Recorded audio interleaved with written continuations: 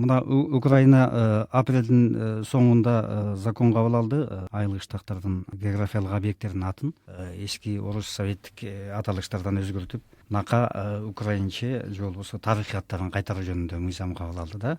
Биздикилер дагы Кыргызстанда ушул бир топ айылык штаттардын аттарын өзгөртүү боюнча чечим кабыл алып атышат.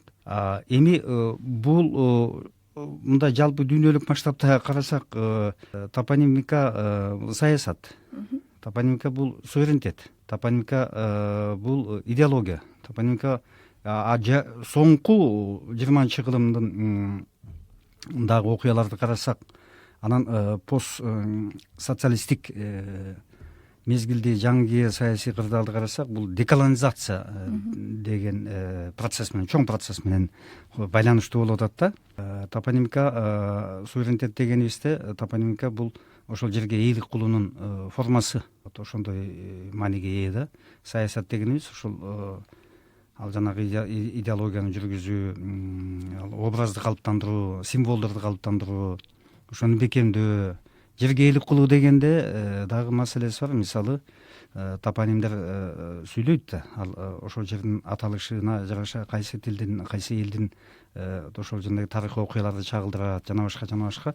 Ушундайга келгенде бизде жана кутула албай аткандын ошол процесстин өзүнүн башталып отурушу мындай көп маани берет да.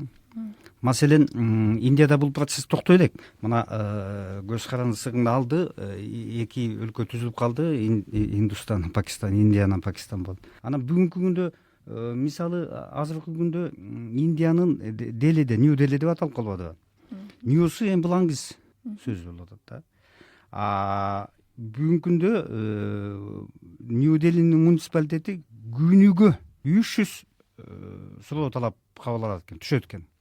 Ушул тигил же бул көчөнү, тигил же бул аймакты, муниципалдык аймакты хинди тилинде которуп бергиле, англис тилинде калып калыптыр, же болбосо мусулман, исламга байланыштуу аталыш экен деген запростор, суроо талаптар түшүп атат да. Мына бул жагы дагы кызыктуу маселе да.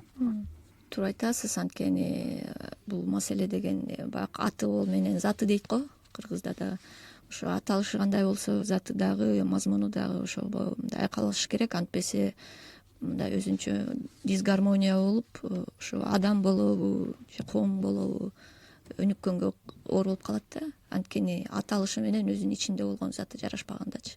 Ошол үчүн жана сиз айткан деколонизация деген нерсе бул абдан, кандай десек, ар кайсы мисалдардан турган процесс. Анан сиз Индияны айтып кеттиңиз. Азыр башка мамлекеттерди алсак деле өзгөчө эң башка модель менен өнүгүп аткан бул постсоветтик аймактагылар. Анткени жалпы ошо совет биримдигин бул колонизация болгон тажрыйбабы же андай эмеспи деп мындай суроо берип келебиз да өзүбүзгөчү. Эксперттер катары мындай изилдесек, колониянын баягы кандайдыр бир касиеттери, мындай характеристикалары бар экен. Бирок ошол эле замат баягы жалпы өнүгүүгө багытталган, жыргалчылыкка багытталган логика бар болуп атат да совет биримдигинин өнүгүүсүндө. Биз мисалы канча билим деңгээли өнүктү, ошол эле кыргыздардан да.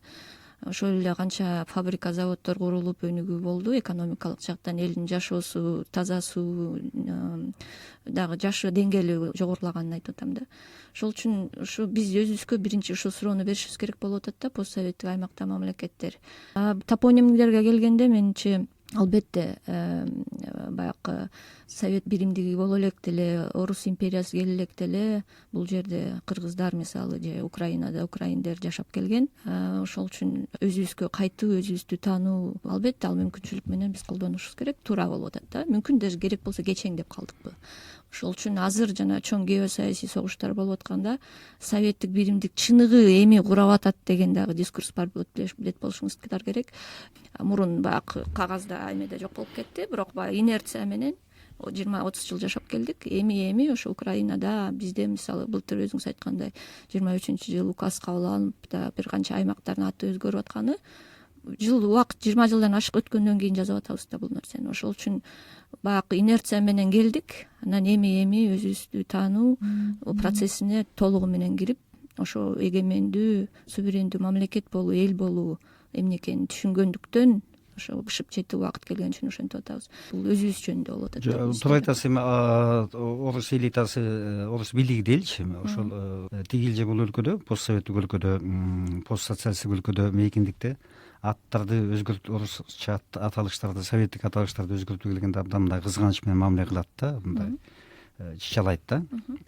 Анан тилекке каршы көп мамлекет, көп өлкөлөрдө, бир топ өлкөлөрдө ошол Кремлдин же Кремлге жакын чөйрөнүн тескери таасиринен кийин токтоп калышат да. Андай бизде да болду. Мисалы Бишкек шаарынын атын тиги төрт райондун атын орусча болуп жүрөт, канча болду эми жок дегенде кыргызчалап койбойлубу деген демилгелер бийик деңгээлде козголуп, анан мамлекеттик думасынын бир депутаты сөз кылып койсо же бир басылмасына сөз кылып койсо, ошо менен чечим кабыл алынбай токтоп калып атат да. Демек ал бул топонимика саясат экендигин накта билдирип атат да. Дагы бир далили.